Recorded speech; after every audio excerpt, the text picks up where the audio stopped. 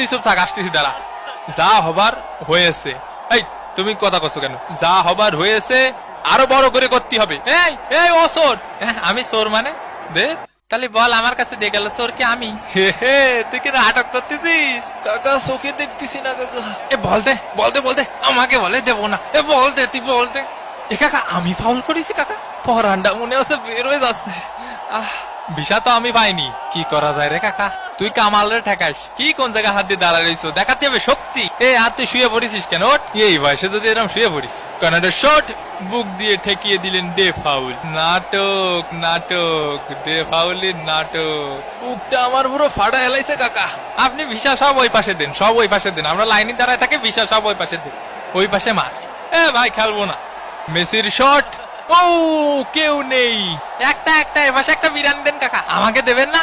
এ referee কাকা, এ পাশে একটা বিরানি দেবেন।